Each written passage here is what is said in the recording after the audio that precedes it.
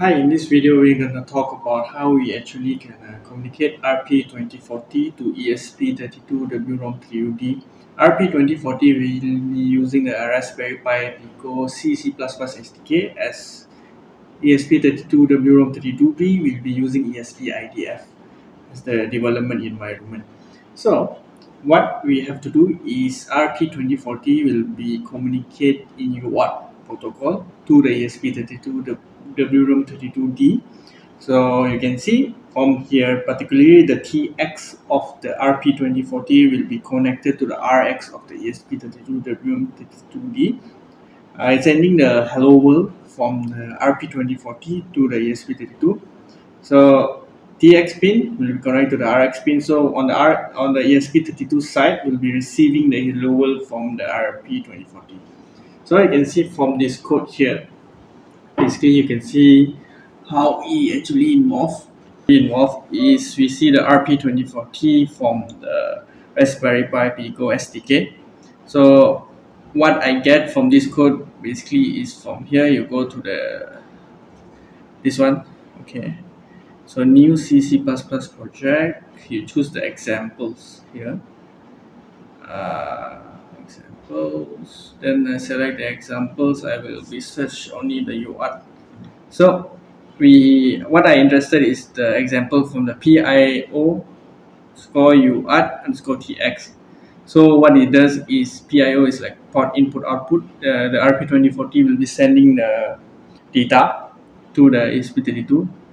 Then I load the example, which is the PIO UART PIO. Then go ahead and just create it. Then this is the UARTX. You'll see this is what it loaded. By default, it loaded a serial baud rate of 115200. Then we have an instance of PIO and unsigned integer of SM and offset. So this initialize the UART. Then puts basically just to send PIO, SM, and hello world from PIO, which is RP2040. Then we have a delay of 1 second. Then you go ahead and you have to remove the UART. So this will be just sending in here while through. We'll be keep on sending the hello world from PIO. So I go ahead and I launch the binary. Go ahead and compile this. So what I have to do, I just drag in my UF2 file to go into bootloader mode. So it's done flashing. So I'm gonna restart my RP2040. So the next thing is it's already flashed to the RP2040. Then on my ESP-IDF side, I have created the UART echo examples. I basically just copy the UART echo from the ESP-IDF. There's an example actually, which you go to your ESP-IDF, which is your expressive. Okay, I load my ESP-IDF. Then where it is located, actually it's located in this. You choose your expressive frameworks, ESP-IDF examples. Then you choose your peripherals. Next thing is UART. There's the UART here. Then I copy the UART echo. By default, they have a UART echo. I copy it. I just rename to UART echo RPi because we deal with the RP2040. That's what it is. Then the next thing, I open it up, the source code. This is UART echo example main.c under the ESP-IDF environment.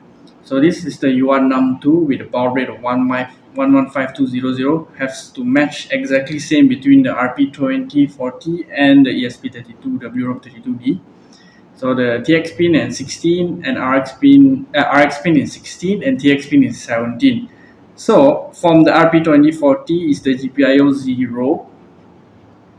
GPIO 0 is clean. Yeah, GPIO 0, TX pin and GPIO 0 has to be connected to the RX pin of the ESP32, which is on 16. So I already done that.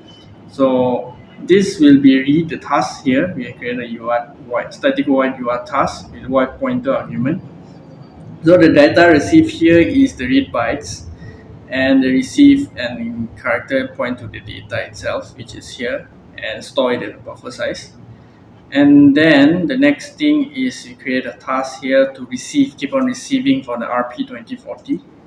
And then you can go ahead to your ESP environment and go to your CD examples, CD peripherals, CDUR, CDUR, echo RPI, I think.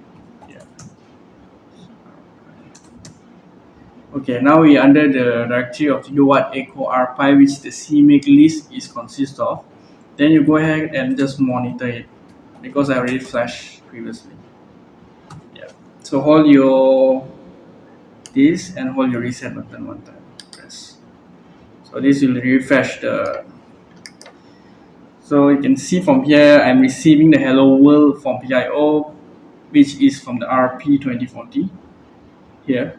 So I'm sending here hello world from PIO.